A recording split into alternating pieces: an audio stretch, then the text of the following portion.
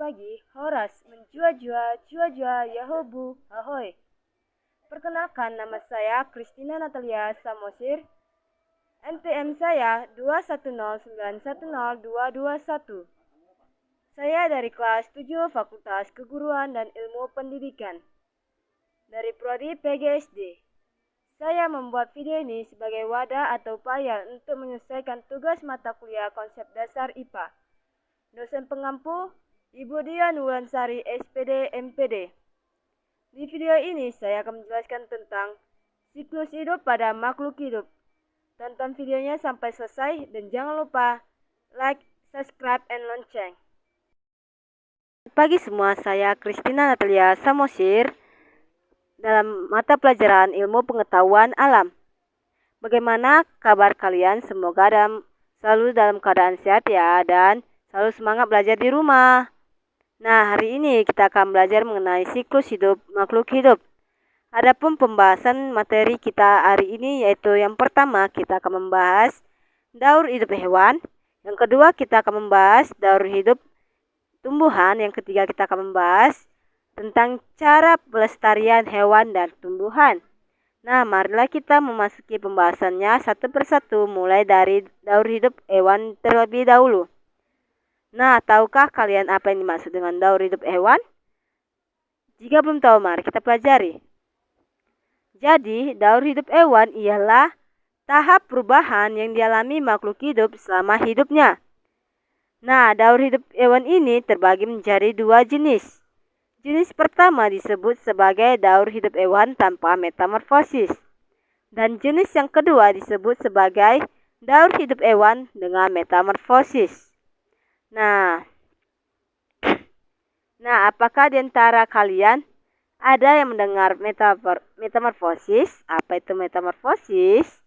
Jadi, metamorfosis adalah tahap perubahan bentuk yang tampak berbeda yang dialami hewan sejak menetas sampai menjadi hewan dewasa.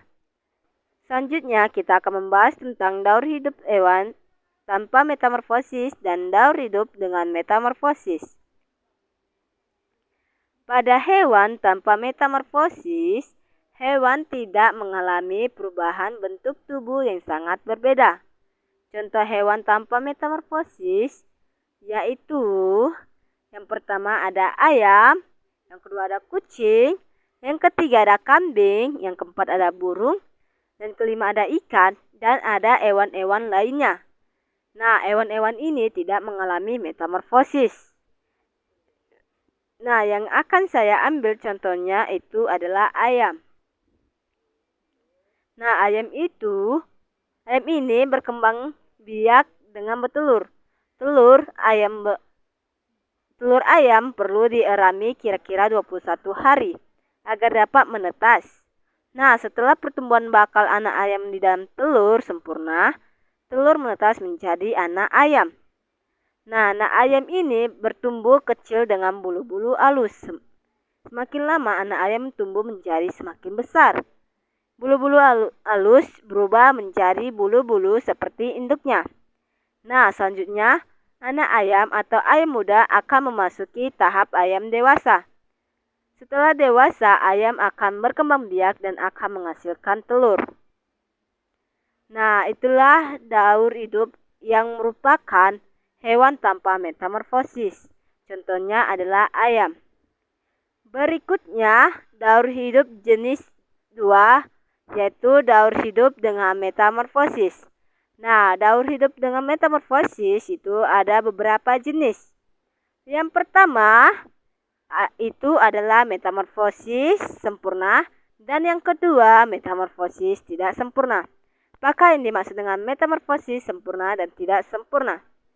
Metamorfosis sempurna ialah bentuk tubuh hewan saat lahir sangat berbeda dengan bentuk dewasanya. Sedangkan metamorfosis tidak sempurna adalah bentuk tubuh hewan saat lahir tidak terlalu berbeda dengan bentuk dewasanya. Nah, itulah perbedaan metamorfosis sempurna dan metamorfosis tidak sempurna.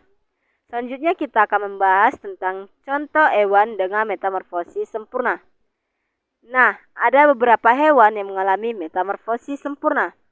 Contohnya yaitu ada kupu-kupu, ada lalat, dan ada juga nyamuk.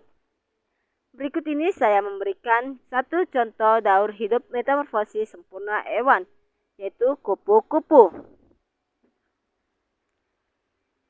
Nah, daur hidup kupu-kupu dimulai dari telur. Telur kupu-kupu biasanya berada di permukaan daun. Kemudian telur ini akan menetas menjadi ulat.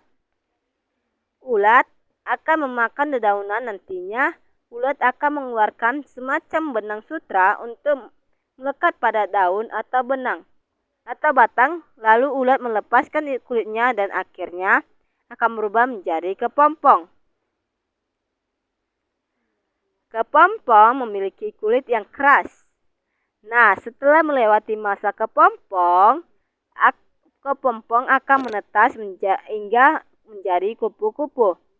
Nah, itulah daur hidup yang merupakan contoh hewan dengan metamorfosis sempurna.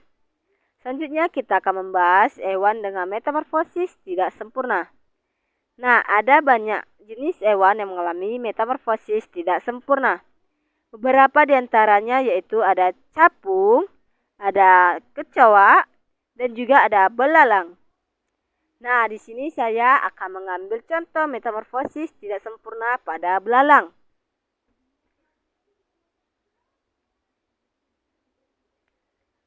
Tahukah kalian, daur hidup belalang dimulai dari tahap telur.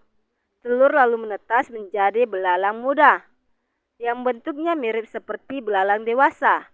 Akan tetapi, belalang muda belum memiliki sayap. Kalian bisa perhatikan pada gambar belalang tersebut memang belum memiliki sayap. Kemudian belalang muda akan berganti kulit beberapa kali dan akhirnya tumbuh menjadi belalang dewasa. Nah, ini merupakan tahap telur, ini merupakan tahap umpas 1, ini merupakan tahap umpas 2, dan akhirnya menjadi belalang dewasa. Nah, itu tahap daur hidup metamorfosis tidak sempurna pada belalang. Selanjutnya, materi kedua kita akan membahas tentang daur hidup tumbuhan. Tumbuhan juga mengalami daur hidup. Sebagian besar tumbuhan mengalami daur hidupnya dari biji. Misalnya tumbuhan kacang hijau, jagung, tomat, dan apel. Nah, kalian perhatikan daur hidup tumbuhan berikut ini ya. Daur hidup tumbuhan berawal dari biji. Tumbuhan dapat tumbuh dengan baik jika jatuh di tanah yang lembab. Nah, biji ini akan menyerap air sehingga kulit biji pecah, dari dalam biji akan muncul akar dan tunas. Kemudian biji lalu tumbuh menjadi kecambah. Nah, pada tahap ini disebut kecambah. Kecambah akan terus tumbuh menjadi tumbuhan muda. Tumbuhan yang sudah memiliki daun dapat melakukan fotosintesis. Nah, kalian tahu bahwa fotosintesis itu adalah proses pembuatan makanan pada tumbuhan. Kemudian tumbuhan ini akan berkembang menjadi tumbuhan dewasa. Tumbuhan dewasa nantinya dapat menghasilkan bunga dan juga biji. Nah, biji yang jatuh ke tanah yang lembab akan tumbuh kembali menjadi tumbuhan yang baru. Nah, itulah daur hidup pada tumbuhan. Selanjutnya, kita sudah membahas tentang daur hidup hewan dan daur hidup tumbuhan. Maka sekarang kita akan membahas tentang bagaimana cara melestarikan hewan dan tumbuhan. Keberadaan hewan dan tumbuhan perlu kita lestarikan agar tidak punah. Nah, adapun caranya yaitu yang pertama, kita melestarikan hewan dengan cara melestarikan hewan dan tumbuhan langka. Pelestarian dapat dilakukan secara in situ, yang artinya dilakukan di habitat asli hewan dan tumbuhan. Contohnya yaitu cagar alam. Dan yang kedua, dengan pelestarian juga dapat dilakukan secara ex situ atau yang artinya dilakukan di luar habitat asli hewan dan tumbuhan. Contohnya yaitu tempat penangkaran. Adapun contoh hewan langka yaitu ada burung cendrawasih, burung jarak Bali, badak bercula 1, harimau Sumatera, komodo, dan orang utan. Sedangkan tumbuhan langka contohnya ada bunga bangkai, bunga rafflesia, dan ada bunga cendana. Kemudian, kita dapat melestarikan tumbuhan dan hewan dengan cara kedua, yaitu dengan cara mengembangkan hewan dan tumbuhan. Yang ketiga, kita dapat melestarikan hewan dan tumbuhan dengan cara ketiga, yaitu dengan cara menetapkan undang-undang perlindungan hewan dan tumbuhan.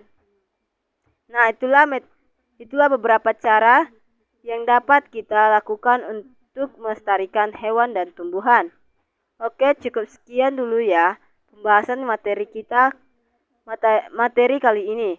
Semoga apa yang saya sampaikan dapat dengan mudah kalian pahami dan juga semoga bermanfaat. Akhir kata saya ucapkan terima kasih dan sampai jumpa di video selanjutnya.